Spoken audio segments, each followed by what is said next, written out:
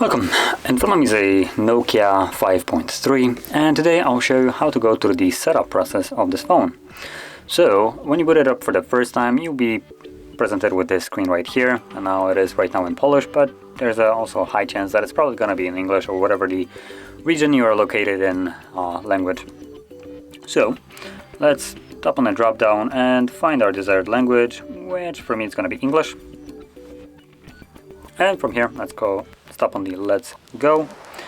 On the next page we can insert our SIM card. Now this step is optional. You can insert it right now if you want to, or just later on after the setup if you don't feel like doing it right now. It really won't change much. Next page, Wi-Fi connection. So in here you can connect to Wi-Fi. Now this step again is optional.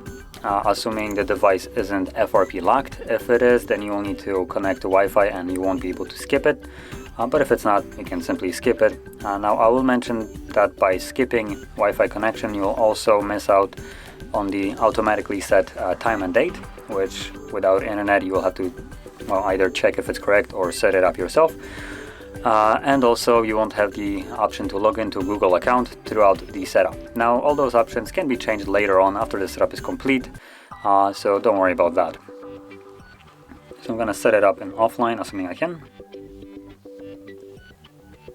And there's the date and time, so it looks like it is almost correct.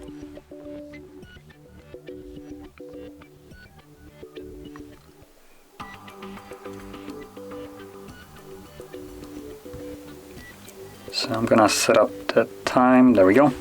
So now it is correct. So let's tap on next. Then we have Google services. So here we have things like location, scanning, and sending user and diagnostic data. Now, if you're interested in what exactly all these options do, you can tap on this little arrow right here to expand the list and read basically the full explanation of it. But the brief version of it is location uses GPS tracking and stuff like that to basically get your position on the map. And that is used most commonly by apps, for instance, like Google Maps. So it gives you an accurate route to your destination. Now it is also used by apps that have zero business in this.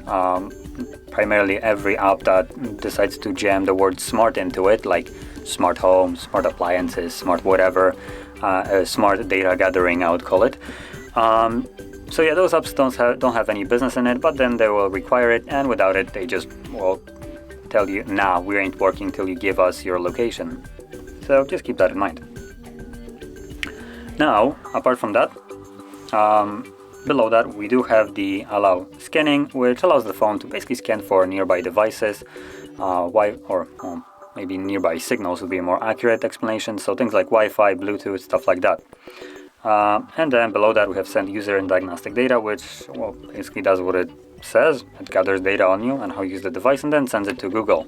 Now the explanation for it is so they can improve the usability of it, but let's be honest, it's probably little to do with that.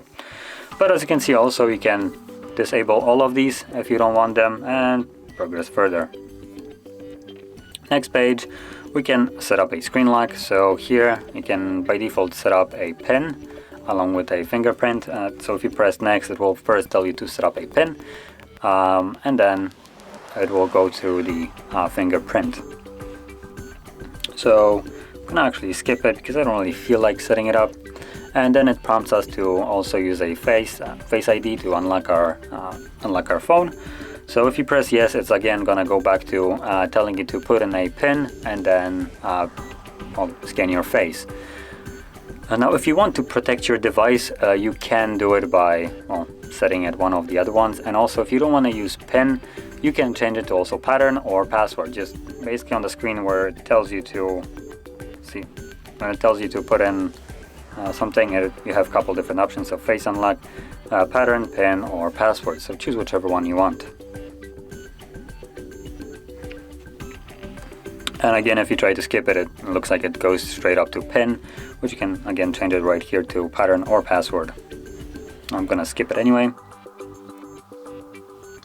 And and just click on let's go, which I believe should be right about done with the setup. Yep, there we go. So that is how you can go through the setup of this phone. And if you found this video helpful, don't forget to hit like, subscribe, and thanks for watching.